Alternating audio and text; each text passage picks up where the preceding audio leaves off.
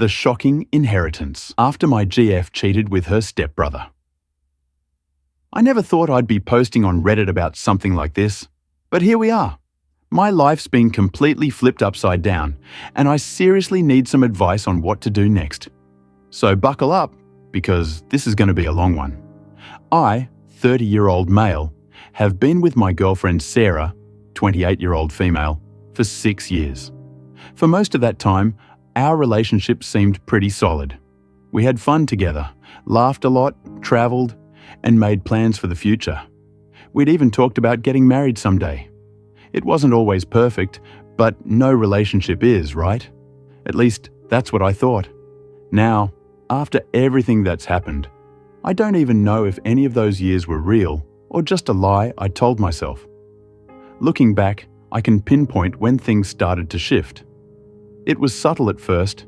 Sarah and I were always close, but about a year and a half ago, I started noticing little changes. Our sex life, which used to be great, began to dwindle. It wasn't an overnight thing, but more like a gradual fade. At first, I chalked it up to stress. She had a lot going on with work. She was taking on more responsibility at her dad's company, and I was deep into my own career. We were both busy, so I didn't think much of it. I figured once things calmed down, we'd get back to normal. I tried talking to her about it a few times.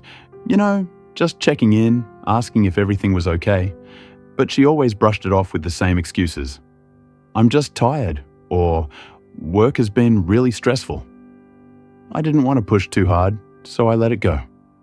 I loved her, and I trusted her. Maybe I was just overthinking it, right? But as time went on, something didn't feel right.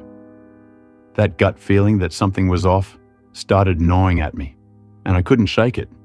Around the same time, Sarah started putting more effort into her appearance. Don't get me wrong, Sarah has always taken care of herself. But this was different. She bought new clothes, started wearing more makeup, and suddenly seemed more concerned with how she looked. At first, I thought it was nice that she was treating herself, but the weird part, it wasn't for me. She didn't seem to care if I noticed or complimented her. In fact, she'd just brush off any comments I made about how beautiful she looked. Instead, she seemed more focused on her phone. She was glued to it, constantly texting, laughing at messages she wouldn't share with me. I'd ask who she was talking to, and she'd give me vague answers like, just a friend or work stuff. It didn't feel like she was lying outright, but there was definitely something she wasn't telling me. Then she started going out more, a lot more. She'd have these random last-minute plans with friends or work events that I never heard about beforehand. Sometimes she'd cancel our plans last minute, saying something came up. She'd come home late, often smelling like cologne that wasn't mine. I told myself it was probably from hugging a coworker or something, but the more it happened, the more suspicious I became. But I kept pushing that gut feeling down because I didn't want to be that guy. The paranoid, controlling boyfriend who doesn't trust his partner. I loved her, so I tried to give her space, hoping things would get back to normal. And then her stepbrother Nick came back into the picture. Nick had been living in Germany for the past few years, finishing up his studies. I barely knew the guy, but Sarah had told me they were close growing up. I didn't think anything of it when she started reconnecting with him. They were family after all, and I figured it was natural for them to want to catch up after so much time apart. But looking back, I should have paid more attention.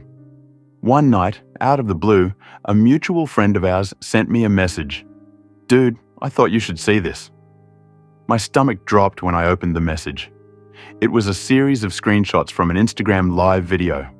The screenshots showed Sarah at a party with Nick. They were both clearly drunk. But the worst part? Sarah was sitting on Nick's lap, laughing, with her arm around him. In one of the screenshots, Nick was kissing her on the cheek, while Sarah tried to push the phone away as someone else filmed them.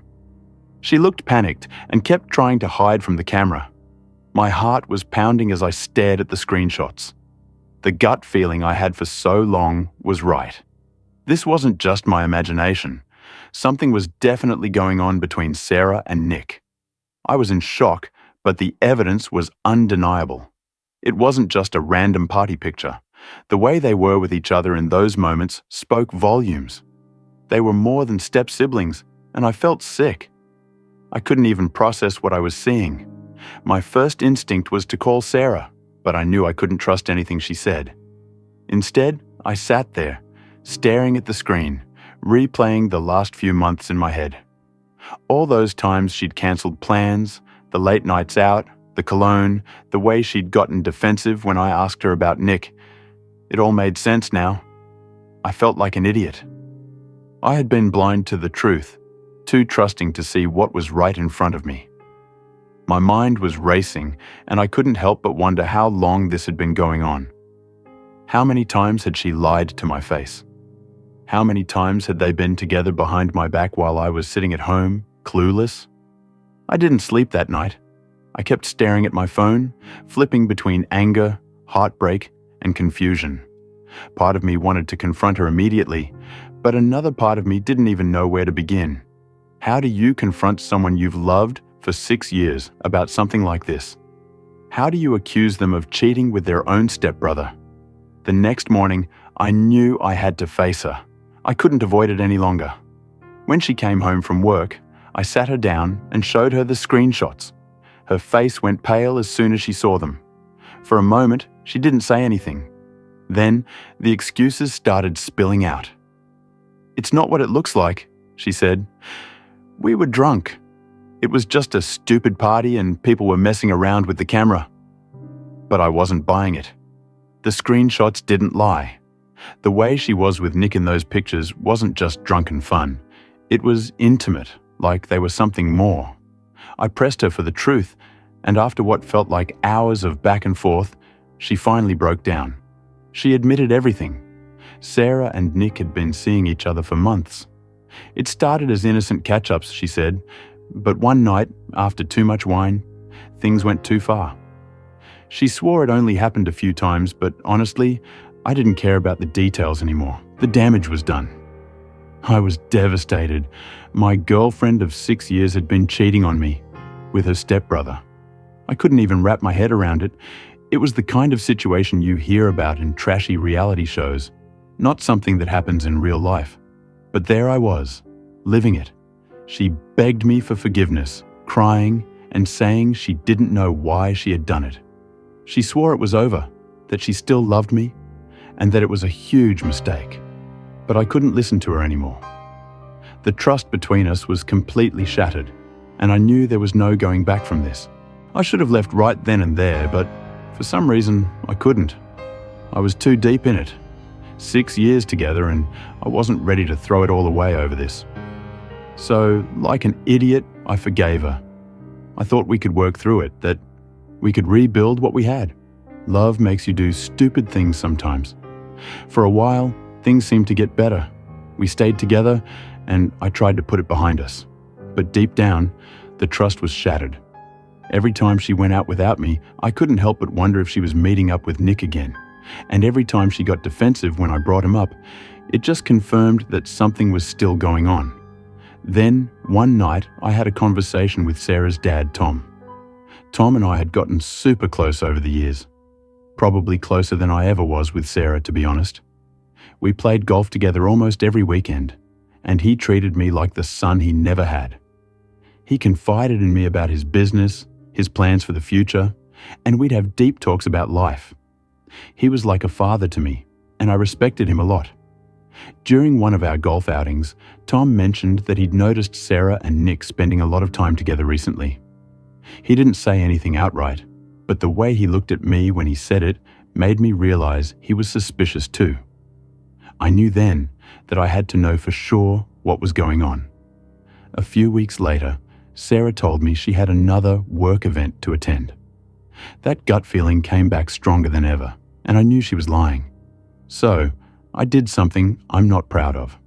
I followed her. She didn't go to a work event. She went straight to Nick's apartment. I parked across the street and watched as they left together, laughing and holding hands like they were on some kind of date. I took pictures. I needed proof because I knew she'd try to deny it again if I confronted her. That night, when she came home, I showed her the pictures. She didn't even try to deny it this time. She just sat there, staring at the photos, knowing she was caught. She tried to apologize again, saying she didn't know why she kept doing it, but by that point, I was done. I couldn't keep pretending that things were okay. But here's where things take a wild turn. A month after that confrontation, Tom passed away suddenly from a heart attack. It hit me hard, and even though things between Sarah and me were over, I was still devastated. Tom had been like a father to me, and losing him was a huge blow. A few weeks after the funeral, we gathered to hear Tom's will.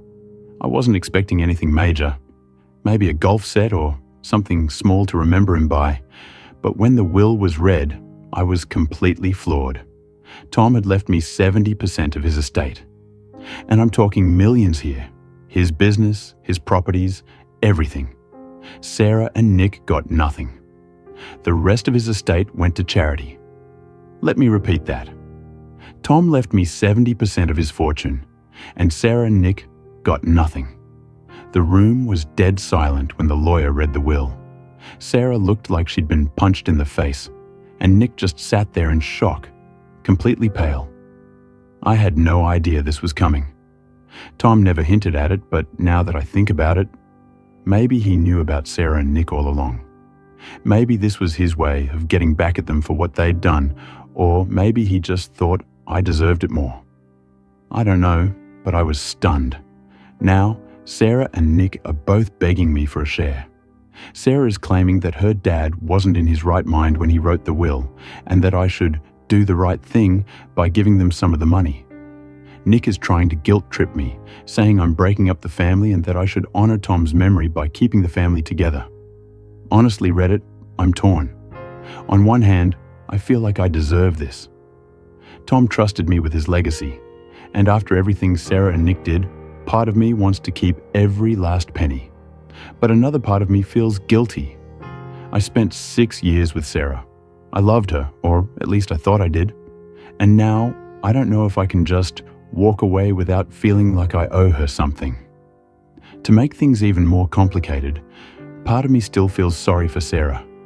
She's lost her father, and even though she betrayed me, I know she's struggling. But Nick, I don't owe him anything. Every time I think about them together, I feel this intense anger rise up inside me. Why should I give him a single cent? I've been thinking a lot about Tom's decision. Maybe he knew more than he let on. Maybe this was his way of protecting me. Or maybe he saw something in Sarah and Nick that he didn't like. He was always a smart man, and I can't shake the feeling that this inheritance wasn't just random. It was deliberate. At the same time, I keep wondering what kind of person I'll be if I keep all of it. I'm not a vengeful person, and I don't want to spend the rest of my life looking over my shoulder, wondering if I did the wrong thing. But I also don't want to be manipulated by Sarah and Nick into giving up something that was entrusted to me. I feel lost. I've been going back and forth on what to do. Should I keep everything Tom left me and let Sarah and Nick fend for themselves? Or should I give them a share and try to keep the peace? It feels like no matter what I do, I'll be betraying someone. Either Tom, by giving Sarah and Nick what he clearly didn't want them to have, or myself, by letting guilt push me into a decision I might regret. So, what do I do, Reddit? Do I keep everything Tom left me and walk away from this mess? Or should I give Sarah and Nick something, if only to get them out of my life for good?